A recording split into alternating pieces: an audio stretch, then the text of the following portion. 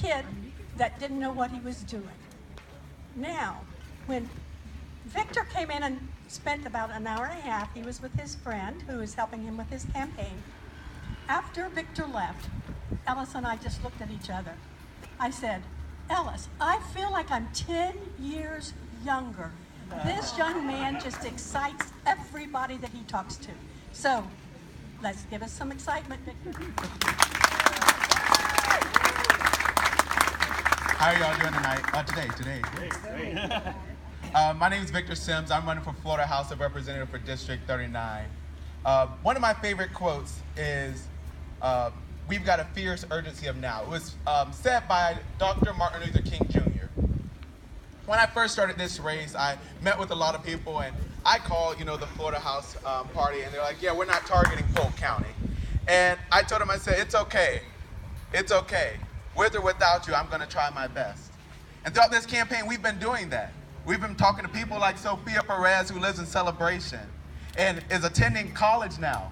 And she expresses her thoughts about the Florida Bright Future Scholarship Program and about how she doesn't qualify because we made it now a state, makes the funding available by your state-mandated testing. Or how I talked to Roger, who lives in Davenport, and he explains how health care is a problem with him because he cannot get it because of the way our legislatures have allowed it to be implemented. Or whenever I'm talking to teachers all across our district who are talking about their discontent with the over-testing, I'm not going to wait. I'm going to do it now. You see, at 20 years old, you don't know that many people that are running for office. I'm doing it because my life depends on it. My life depends on each one of your votes. Because when you go and vote November 8th, you're not just voting for you, you're voting for your children. You're voting for me, and you're voting for my children. That is what this election is about. This election is personal, because I've got a lot of life to live. So the decisions we make today impact on whether I'm getting paid a living wage or a starvation wage. It impacts on whether my little cousin gets paid the same as another man. It impacts on whether my mom wants to stay in the education field. It impacts my grandmother. It impacts each and every person in our lives. That's what this campaign is about. So when you're voting on November 8th, you're not just voting on Shandell Terrell or Victor Sims or Darren Soto. You're voting on your principles. You're voting on your life. When you go and vote, you're voting because your life depends on it. That's what this election is about. I've been to Washington, D.C. as a foster youth. I grew up in the foster care system. I went in at 3 months and adopted at 11 years old.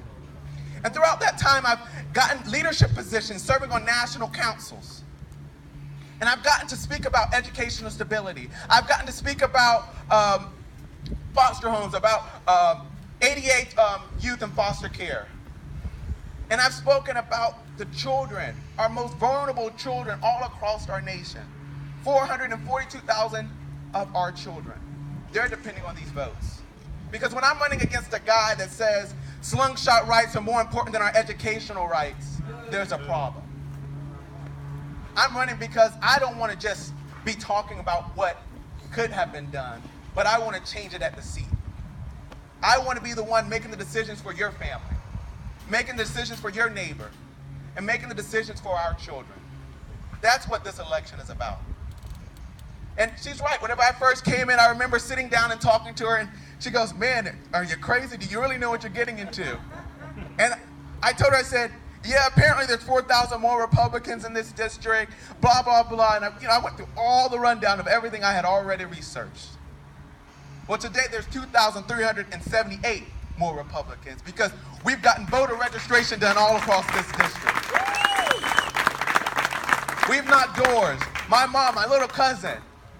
That's what this election has been about. And we've been targeting young people. We've inspired them to go back to school. We've inspired them to go get their GED. And we've inspired them to get a part in the political process. I've seen Donald Trump speak, Jeb Bush speak, Marco Rubio speak, Bernie Sanders speak, and Hillary Clinton speak. But whenever I went to Hillary Clinton's rally, I knew she was talking from the heart. I knew that her words had actions that already were behind them. She helped with the Children's Defense Fund. She helped bring the Adoption Act for children, the Independence Act for foster children. These are things that impact my life and people who live the life that I've lived. I'm excited about this election. I'm excited by all the things each one of the candidates and their families have done. I can imagine what they've done. I got the opportunity to sit by Alex at the Polk Farm Bureau, and it was a highly Republican event. But you know, she stood up there, and as she was speaking, Dennis Ross was like running out the room. We're scaring them Democrats because for the first time, they've got seats that are contested. And not just 1 or 2 seats, but we're coming as an army because we know we're stronger together. As a young person in this district, as a young person, we know, my life's just started basically. But the great thing about that is we know we've got a new pair of legs on the bench. And those legs are going to be my legs. Whether it's on a county level, city level, state level, and hopefully to the governor's mansion. That's where we're going. That's where we're going. But we've got to start together. We know we're stronger together. You know, I was excited, talking to Darren Soto about a month ago, who knows, when he spoke to us in celebration. I guess it was before the primary, so I guess it was August, huh? And he spoke about, hey, we need to keep it clean, but keep it honest. Talk about our results. Talk about the things we've done. And when I'm going to, MPA's doors and I'm talking to them and they're, complaining about how government acts, I'm like, well, I've never voted, so I can't be your problem. We've got a Republican majority. I can't be your problem. The problem isn't us, but we can be the solution when we're going out knocking doors.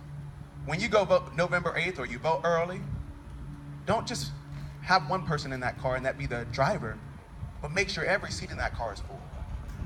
No sheep should be empty. This is important to me. It's important to see many of you get elected. It's important to see myself get elected because these values depend on my life. I hope to gain your vote November 8th. And remember, it starts now.